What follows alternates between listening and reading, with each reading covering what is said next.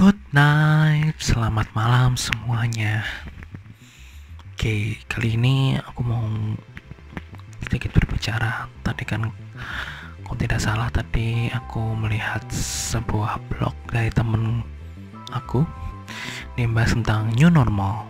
Jadi ya tidak bisa dimungkiri bahwa new normal adalah sebuah frase kosakata baru yang akan banyak kita hadapi beberapa saat ini ke depan, mungkin karena kita tidak tahu kapan ini berakhir. Jadi kita membuat terminologi sendiri yang namanya new normal atau kewajaran baru. Itu apa sih sebenarnya kewajaran baru? Apa sih yang sebenarnya harusnya normal gitu, apa gitu. Kalau menurut istilah teknis, istilah kedokteran, istilah epidemiologinya, mungkin new normal bisa dikatakan sebagai sebuah keadaan di mana yang tadinya itu tidak ada menjadi ada karena diharuskan seperti itu menurut protokol kesehatan. Dan ini hanya berlaku karena sebuah hal yang sangat bukan berbahaya, tapi ditakutkan menular gitu. Ya berbahaya memang, cuman sama halnya dengan semua yang ada di dunia ini, segala penyakit, segala hal adalah berbahaya gitu loh. Jadi ya itulah yang terjadi pada semua penyakit. Jadi kan ada fase dimana ketika memang sudah tidak terkontrol. Aku tidak membahas tentang bagaimana kemampuan Indonesia manage ini, cuman kita membahas tentang new normalnya aja ya. Jadi yang pasti kita harus lakukan ya pastinya ya sesuai dengan yang kemarin kita harus pakai masker yang oke lah, masker kain yang harus dicuci. Ingat ya, harus dicuci karena banyak yang tidak dicuci untuk yang kain. Kalau yang masker medis ya itu sekali pakai, jadi nggak boleh dipakai untuk seminggu gitu. Karena memang aku pernah mengalami sendiri, ternyata tidak enak kalau dipakai di 3 harian, jadi bau gitu loh. Jadi ternyata memang harus sekali pakai gitu. Kemudian mencuci tangan itu sebuah kewajiban yang sebenarnya dulu sudah pernah dulu kita orang kampung, orang Jawa itu selalu mempunyai kendi di depan rumah. Jadi kayak kalau aku ke desa, ke tempat saudara-saudara yang masih ada di desa sana, itu biasanya punya kayak kendi yang ada airnya di depan, terus nanti ada kayak disumpelin pakai sandal gitu ya, sandal yang dipotong-potong gitu, jadi dia bisa nyumbat si kerannya. Jadi itu ada di setiap depan rumah gitu. Dan memang kita diharapkan dulu memang budayanya adalah membersihkan tangan dulu atau mungkin kaki juga, karena kan masuk rumah itu supaya suci gitu loh.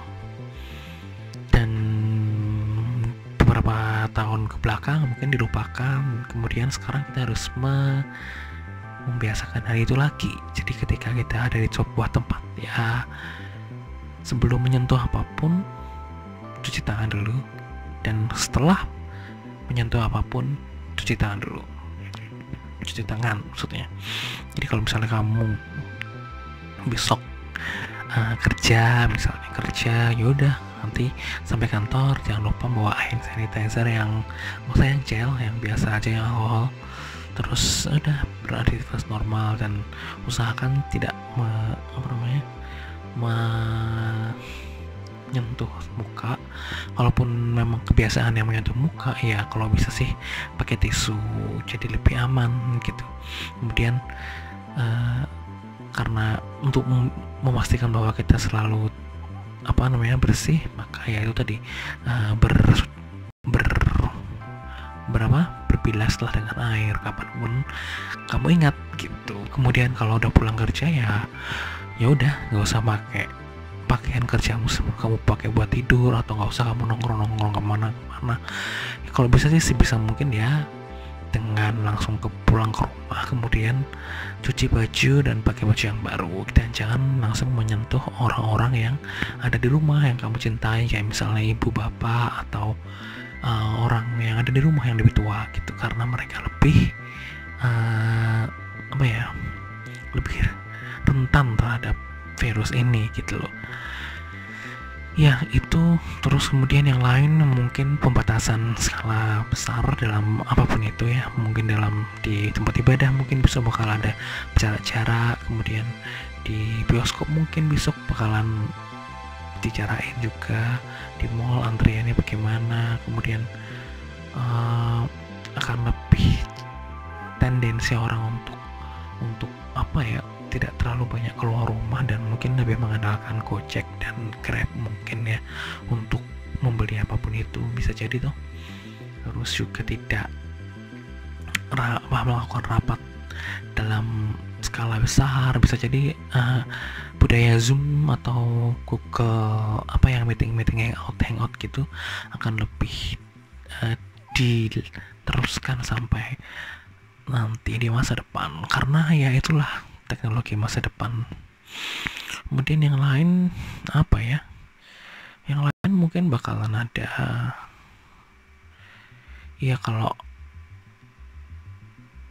pekerjaan ya karena kan memang ada lini-lini pekerjaan yang terdampak banget, kayak yang mengharuskan dengan sentuhan fisik, kayak misalnya di salon, di tempat pijat dan sebagainya, itu kan harus mempunyai protokol yang